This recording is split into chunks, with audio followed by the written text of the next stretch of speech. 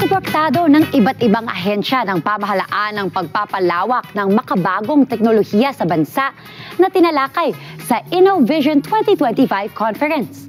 Pinangunahan ang komperensya ng Philippine Coding Camp sa bansa. Narito ang aking report. Isinagawa kamakailan ang InnoVision 2025. Isa itong conference patungkol sa next generation technologies at innovation na layunin ay tanggalin ang gap sa pamamagitan ng akademya sa pangunguna ng Philippine Coding Camp sa bansa.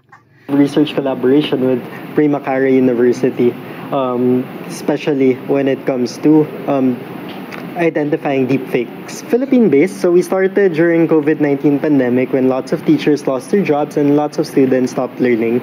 So we bridged the gap. I was the first instructor, and then slowly we grew the brand, and right now we even have 50 instructors and 10 full-time staff. So we're servicing different universities right now as compared to before when we only did kids courses. We still do that, but we're slowly expanding our reach to doing corporate trainings and even micro-credential initiatives of different universities. Ang International Conference Series na ito ay matagumpay na isinagawa sa isang universidad sa Maynila.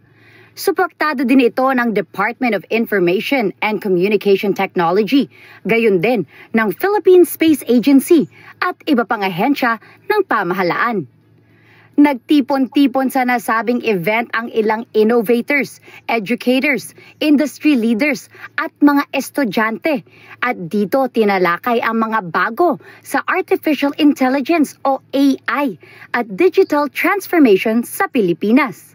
Okay, so going back to the style of the hackathon, it's actually a reverse hackathon.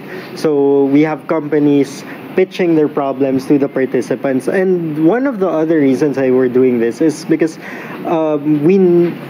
based from experience, we also know why some startups fail. So I have a couple of startups, couple of success stories, couple of failure stories as well. And one of the main reasons I believe that why startups fail is because they fail to do business.